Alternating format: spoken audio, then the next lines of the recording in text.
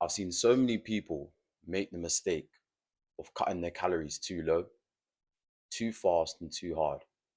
If you cut your calories too low, you are going to struggle to maintain a deficit and stay in a deficit for a sustained period of time.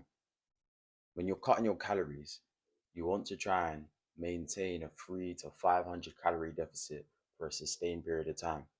If you cut your calories too hard, too fast, you're going to burn out and you're not going to be able to sustain that deficit for a sustained period of time to achieve the results you want to achieve. Right? This is why I tell people when you first start cutting, you only need to find your maintenance and decrease your calories by about 250 calories below maintenance, right? And then you can also make up another 250 from cardio. So now you've decreased your calories by only 250. So you'll be able to sustain that perfectly well. And you can make up the other 250 via walking, right? Simple form of cardio. You can burn 250 calories doing incline for 20 to 25 minutes. Now you're in a 500 calorie deficit and you've only reduced your calories by 250, right? Things like this is how you want to start your cut off, sorry. You want to start your cut off with a gradual decrease in your calories. If you increase your calories too far, decrease your calories too fast, too hard, you are going to burn out. You are going to struggle. You're not going to be able to maintain it. Right? All you need is a 3 to 500 calorie deficit. Even when you first start cutting, realistically, you just need to decrease your calories by 250. Maintain that for about 2 weeks, 250 calorie deficit. Then you can increase, add some cardio, about 20 minutes.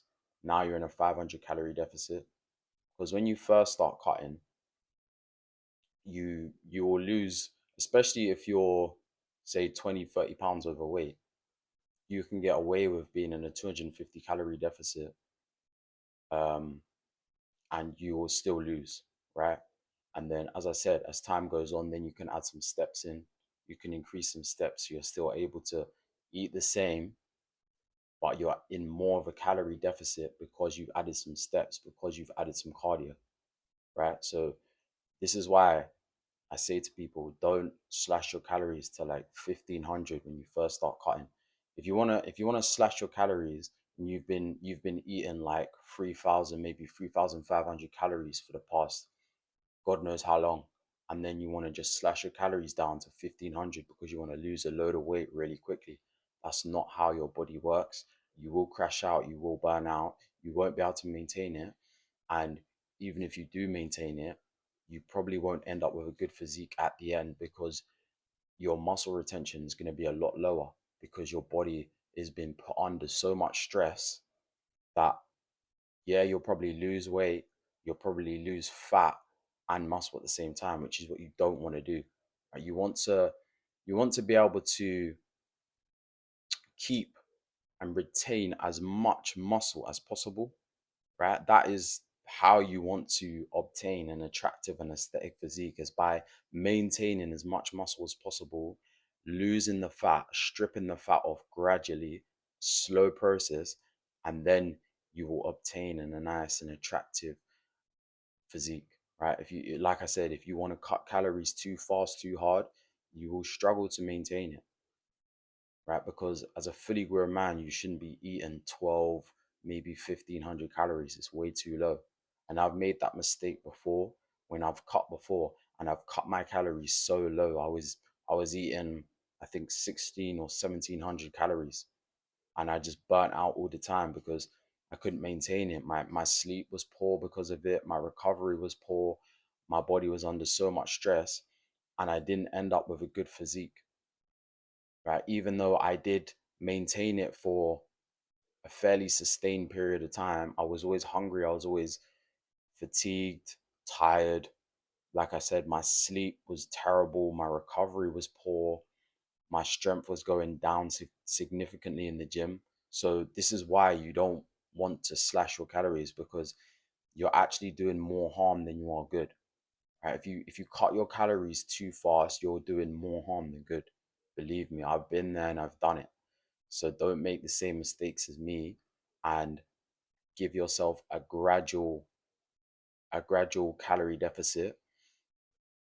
Because the trouble people think is the trouble is, right, people have been eating crap for like 2 years, and then they think they can just go into like beast mode, slash their calories to like 1500, and think they can lose, I don't know, 10 kg in like a month or two, which, like I said, it's just not how your body works.